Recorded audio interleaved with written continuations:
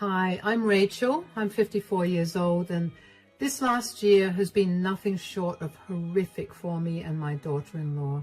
But before I get into that, allow me to give you some background information about my son, Ethan. Ethan is my only son. At the time of Ethan's birth, my husband and I were struggling a lot to get our business off the ground, but we desperately wanted to start a family, so we limited ourselves to only one child. We figured it would be easier to take care of only one child and also give them all our attention. And we did just that. We worked hard all day to provide for Ethan, and when we got back home from work, we gave Ethan our undivided attention. It was exhausting initially, but seeing Ethan look so happy made everything worth it. As the years passed, Ethan grew up into a smart young man. He still spent as much time as he could with us, even when he went off to college. Aside from being smart, Ethan also was a very good-looking person, and so with that came his personality shift into being a player. Now, my husband and I had no problem with whatever he did as long as he was staying safe and being rational about the decisions he was making. Ethan only had one long-term girlfriend who he dated in his junior year of university. He ended up breaking up with her only because I caught him talking to another girl a year after they graduated. They had been planning to move in together, but I managed to convince him to break up with her because if he was already talking to other women, then he wasn't in love with his girlfriend. My husband and I did begin to get worried about the kind of person our son was turning into after that. We tried our best to counsel him. We felt like everything worked out when he met my daughter-in-law, Valerie. The two of them met because of some mutual friends and apparently hit it off immediately. If I'm being completely honest, I adored Valerie the day that Ethan brought her home. She felt like the daughter that I never got to have. Ethan and Valerie dated for around 3 years before finally tying the knot. I thought that everything was going perfectly for Ethan, and by that point, all my worries about his morals and his behaviors were calmed. To make things even better, less than a year after the two of them got married, Valerie told us that she was pregnant. I was ecstatic at the idea of becoming a grandmother, especially because I got to be around a child without having any stress about the business, considering how successful my husband and I are now. After she announced her pregnancy, though, Valerie barely came over to our place. Before she got pregnant, my husband and I would regularly host Ethan and Valerie for dinner, at least once a week or every other week. I began to get concerned, so the next time I invited Ethan over, I asked him about Valerie. "Hi, Mom. How are you?" "Hi, sweetie. I'm doing good. How are you and Valerie doing?" "We're doing good." "Where's Valerie? Why didn't she come with you?" "Well, you know how pregnancy is." "Oh, no. Does she need help with anything? I mean, I'm free. I can help her do a bunch of things if she needs to." "Oh, no, it's okay. I reduced my working hours to help her around the house." "Sure, but I'm sure that a little more help would never hurt. Besides, being a woman who went through pregnancy too, I think I'll be able to offer a little more help and advice regarding her pregnancy." "It's really okay, Mom. I've got it all under control." "Are you sure?" "Yeah, I'll call you if we ever need anything." "Yes, you absolutely should." Speaking of calling, though, I should make an effort to call Valerie a lot more. "No." "No?"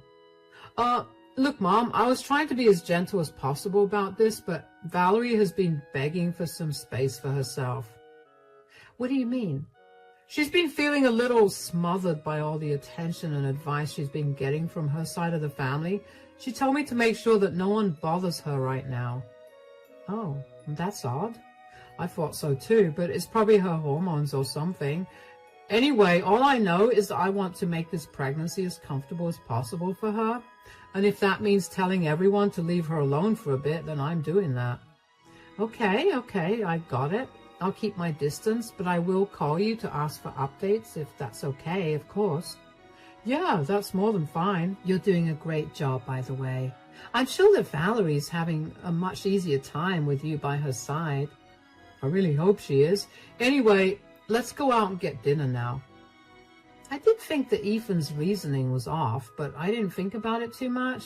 I mean, who was I to butt into how his relationship worked?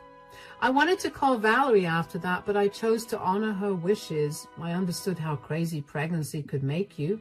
I mean, I was downright a monster when I was pregnant with Ethan.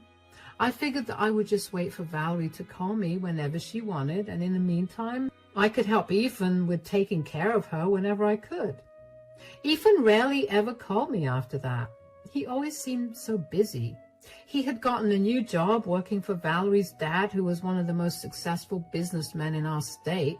I was glad that Ethan's career was finally beginning to take off, especially with the baby on the way. Along with work, I also thought that Ethan was taking good care of Valerie, so I didn't bother him much either. With a lot less on my plate at that point, I was struggling to keep myself occupied throughout the day, so of course I began reconnecting with my old friends. After planning for a good few weeks, we finally agreed on a time for us to meet at the local cafe. When I got there, I initially was having a great time, but then my eyes wandered around the cafe, as they usually do, when I spotted a familiar head. Now, I know my son like the back of my hand, so even though I was only looking at the back of his head, I immediately knew it was him. Before I could get up to go greet him, I noticed who he was sitting with. He was sitting with another woman. She looked younger than him, and she seemed to have her toddler son by her side. I was curious as to who he was with, especially since Valerie had been struggling with her pregnancy, and I'd hoped that he was spending all his free time attending to her.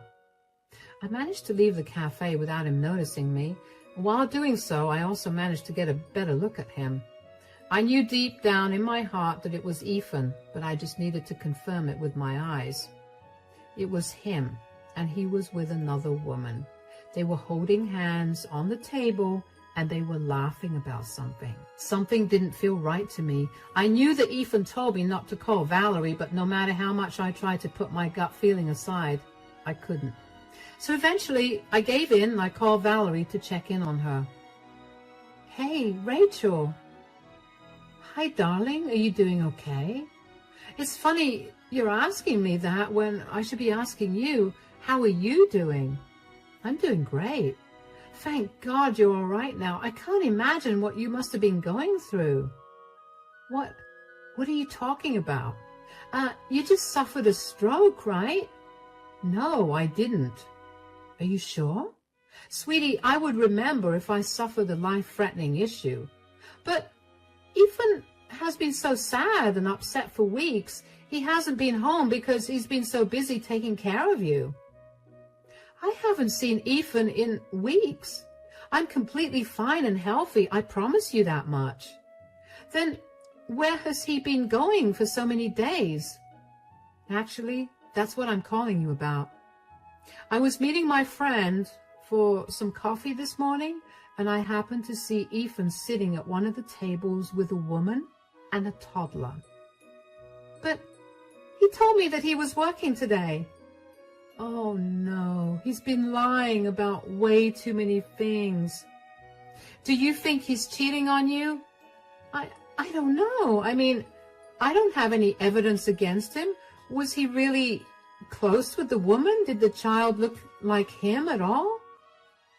I don't know about him being really close to her, but they were holding hands on the table and were laughing. The child didn't look like him at all, at least from what I could tell. They weren't sitting in a place for me to comfortably make out many details. Why would he lie to me?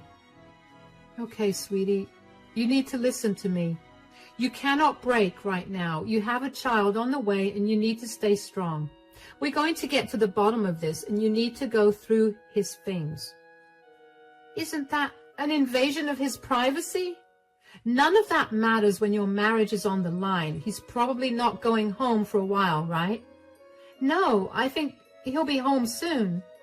Well, whenever he next leaves the house to take care of me, go through his things and let me know if you find anything. No matter what you find, just know that I'll be by your side. I'm going to help you out, and I'm going to make sure that Ethan pays the price for anything wrong he does. Thank you so much, Rachel. I really owe you one. No, you deserve better, and I want to make sure you get it. Take care and keep me updated. I couldn't believe what I had heard. First of all, for Ethan to tell Valerie I had a stroke was beyond insane. I saw no reason for him to lie about something so dire. Unless, of course, he actually was cheating. I did not want to assume the worst of my son, but I didn't want to rule out the very real possibility of him doing something disgusting. I had hoped that after he married Valerie, his player, bad boy days would be out behind him, but after seeing him look so affectionate with another woman while his wife was pregnant back home, I couldn't help but doubt his actions. The more I entertained the idea of Ethan cheating on Valerie, the more upset I got about it. Valerie was pregnant, and this was not the best time for such life-shattering news to be given to her. But I also knew that I would feel beyond guilty if I hadn't spilled to her immediately. It was better that she go through the pain of it all before the child was born rather than after. I didn't try to call Valerie after that conversation because I didn't want Ethan to even accidentally find out that we were back in contact. I patiently waited for her call, even though it was eating me up alive to know more. Finally, she called me 2 days later. She seemed like she had been crying for a long time because she sounded very nasally and her throat sounded raw. Hey, Rachel, are you free? I hope I'm not bothering you. Oh my gosh, are you okay? Of course I'm free, and you could never be a bother. What's going on? Well, I looked through Ethan's phone and I found out so much. Oh no, what did you find out? I found him texting multiple women. Oh, sweetie.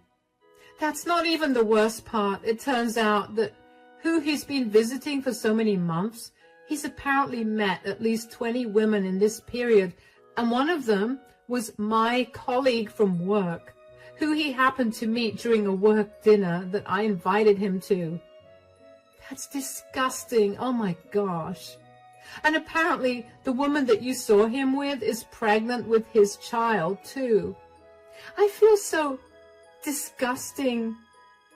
I can't expect you to feel good after finding out all of this, but I do want you to channel all these negative feelings you have into teaching him a lesson. Yeah, but could I ask you something? Of course, sweetie. Do you think I'm ugly? Do you think that there was something I could have done to make sure Ethan remained faithful to me?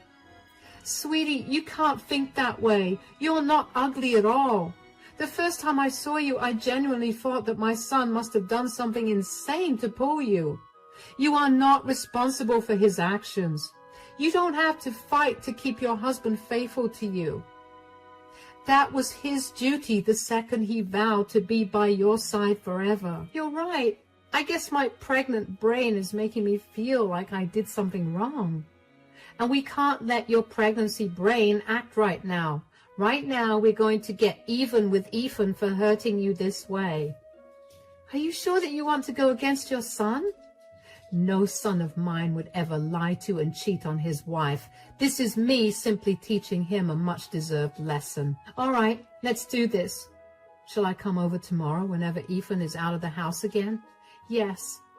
Take care until then, and if you want to come stay here for the night, that would be okay too. No, I'd much rather whatever we do come as a huge surprise to Ethan. I don't want him to know that we're onto his lies at all. All right then. I'll meet you tomorrow.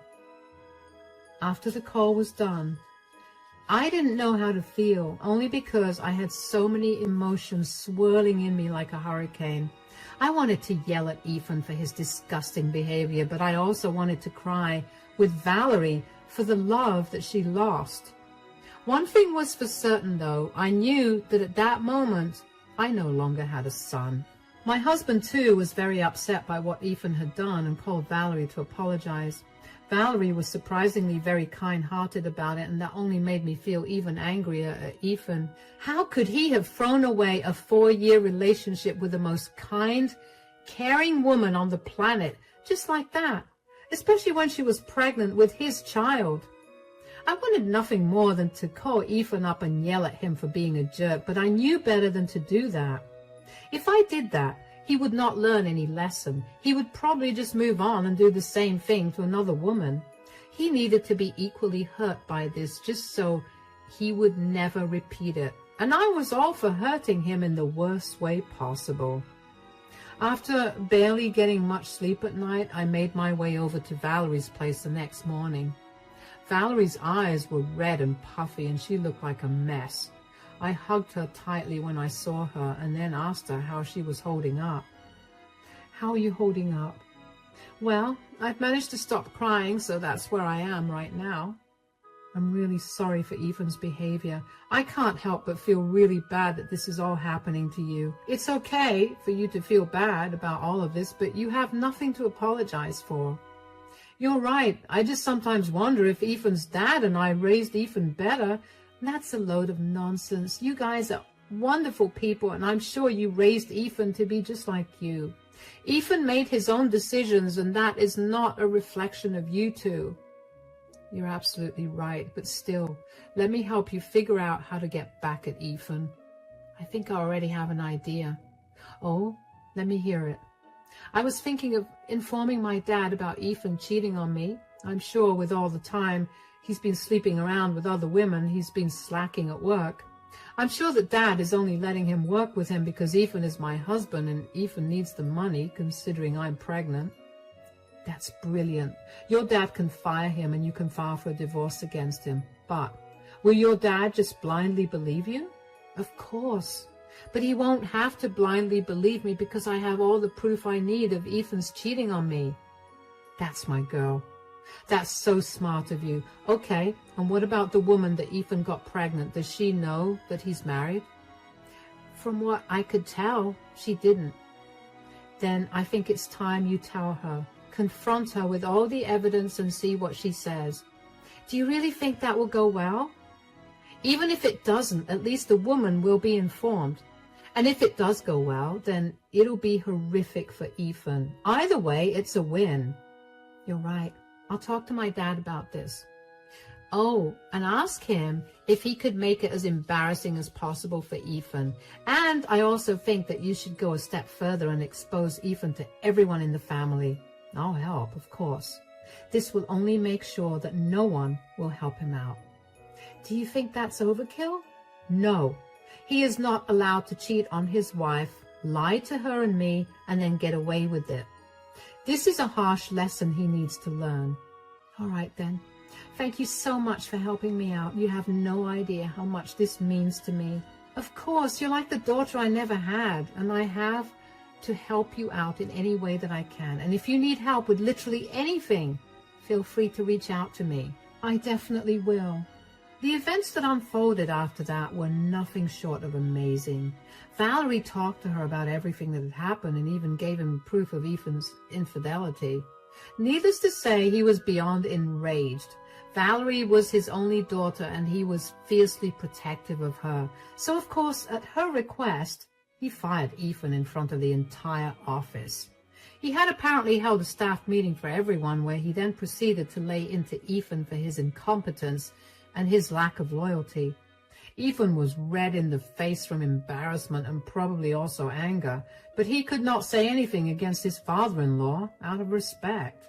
The only reason I knew of any of this was because I got in touch with Valerie's dad and apologized to him for the way Ethan treated Valerie. He too assured me that I had nothing to apologize for and told me that I had done way more good for Valerie than Ethan ever had. My husband, Valerie's father, and I sat down after that and decided that if we wanted to take any further action to teach Ethan a lesson, we decided it would be best for Ethan to no longer live anywhere near us. Together, we pulled all the contacts we had so we could make sure that nobody would hire Ethan. With all of our reputations combined, that was a pretty easy task. Valerie also managed to reach out to Ethan's mistress, who was pregnant. She wasn't aware that Ethan was a married man and was very, very angry when she found out. She also apologized a ton and told Valerie that she'd end her relationship with Ethan immediately, and she did. She also told Valerie that she would be fighting for full custody of their child, and she urged Valerie to do the same. By this point, several days had passed since Ethan got fired. Valerie lied and told him that she was staying with her parents because she couldn't take care of herself all alone, which was kind of true considering how heavily pregnant she was. During the few days that she was away, she also filed for divorce. As soon as she got the divorce papers in hand, she rushed over to my place to ask me how to serve the papers to Ethan. However, Ethan also decided to show up at my house at that time. He saw Valerie's car in the driveway and practically stormed in through the front door in a rage. "What did you do?" "What on earth are you talking about? You manipulative snake! That is no way to talk to the mother of your child." "Oh, were you in on this too?" "In on what exactly?" "I don't have a job anymore." "Really? Did my dad finally fire you?" "Finally? You wanted him to fire me?" "Why would he want his cheating son-in-law to work with him?" "How did you even find out about that?" "I happened to see you sitting with the woman you recently impregnated at a cafe. After that, all it took was one phone call to Valerie for the truth to unravel." "So you two didn't think it was fair to approach me about it? You had to go and tell your dad, Valerie? And you had to get me fired for it? And Mom, did you not care that I would lose my livelihood?" "You are a disgrace to me and your dad. You deserve nothing less than this." "Do you even know how humiliated I was at today's staff meeting? Valerie, your father yelled at me in front of everyone and then told me to get out of the office and your lives." "Yeah, I have all your things packed. You can take them and go." "You know what? I don't regret cheating on you." "Of course you don't. You're a disgusting person, and we didn't expect anything more from you." "No, you don't understand. Valerie was an absolute nightmare to deal with the second she became pregnant. She was always angry and always in pain. She snored so loud that I barely got any sleep, and she never did any of her work around the house. I would come back home from a tiring day of work to a dirty house and no food. Of course I went to search for satisfaction elsewhere." "You made me pregnant. Don't you dare forget that. You begged me to have your children, even when I told you I didn't want children for another few years. And of course I wasn't able to do much. I was in so much pain because of the pregnancy. You can't possibly blame me for the pain. And it's even more pathetic of you to blame Valerie's pregnancy for your incompetence as a husband. Your satisfaction should never have come first. Your first priority should have been Valerie and her well-being, something that I told you I would help you with, but you lied about doing yourself." "I had to lie. The two of you meddled too much, and I needed a foolproof plan to make sure I got what I wanted." "Well, you just did. So don't blame me for the consequences of your actions. Surely you anticipated getting caught and paying for it, right?" "What I did not expect was you two teaming up against me. I don't see why I need to have any sympathy for you. Just take your things and get out." "This is not over. I'm going to make your lives hell." "Sure. Let me see how you do that when you have no job." "What do you mean?" "Valerie's dad, your father, and I have made sure to put you on a statewide blacklist for your profession. No company is going to hire you. Good luck." "What? Is this how you treat your own son? How can you betray your son this way?" "You are not my son anymore. You're nobody to me or your father anymore. We want nothing to do with you. Do us a favor and block and delete our numbers from your phone. Now get out before we call the cops on you." Ethan looked at me like as if he'd been slapped in the face. His eyes welled up with tears at the realization of his mistake caught up with him. Did I feel an ounce of guilt or sympathy for him? Absolutely not. The only reason that I was so enraged by his act was because I knew firsthand how a cheating partner could destroy a family. I went through it with my own parents, and the memories of my mother breaking down every single day because of how hurt she was still haunt me to this day. I felt no remorse or sympathy for Ethan, and frankly, neither did my husband. We had much more pressing matters to attend to anyway. Valerie was due to give birth only a few days after Ethan came over. We put Ethan on the back burner, but we made sure to change the hospital where Valerie was going to give birth, just to make sure that Ethan would not intrude. Thankfully, Valerie had a very healthy, normal birth, and I now have a beautiful baby grandson. A few weeks after Valerie gave birth, though, Ethan came back into our lives. He would come over to my house at any time of the day just to scream at me for ruining his life. He would first do that and then beg me for forgiveness. He tried to tell me that his other child with the other woman also needed him to be here. Apparently his mistress got full custody of the kid and he got visitation rights, but there was a clause for him if he did not follow his visitation schedule and missed 5 visits, then he could kiss his visitation rights goodbye. It would not be possible for him to visit this child of his very often if he did not find a job in this state, and in fact, he wouldn't be able to see either of them. Ethan's mistress was very kind towards Valerie and recommended to Valerie the same lawyer she used against Ethan to get full custody of their child. Of course, Ethan did not make the divorce or any of the child custody agreements easy for Valerie. It took a long few months for the court to decide what to do, and finally, they ruled in Valerie's favor. She was given a majority of the assets, and she was granted full custody of my grandson. Ethan had the same clause applied to him with the custody of my grandchild as well. And when the verdict was announced, I could see how physically stressed Ethan was about it. My husband and I blocked Ethan everywhere, and after we threatened to get the cops involved again, Ethan stopped coming over to our house to yell profanities at me. My husband and I focused on taking care of Valerie and our grandson. They were our #1 priority. We helped cover all the costs of divorce, and we've been supporting Valerie ever since she gave birth. We felt it was the only way we could make it up to her for Ethan's horrible behavior. We're nearing the 1-year anniversary of finding out that Ethan had been cheating, and I can safely say that we're all in a better place right now. Well, except for Ethan. I heard through some extended family members that Ethan moved across the country and managed to land a job, but he's still doing miserably. I would feel bad, but I simply can't bring myself to. My grandson would have had a really hard time had Ethan's ways been exposed when my grandson was able to understand what was going on. I would never have let that happen, but the thought was enraging. For now, though, I'm in a better place. I do mourn the loss of the son I thought I had, but I'm in therapy to deal with all my bizarre emotions.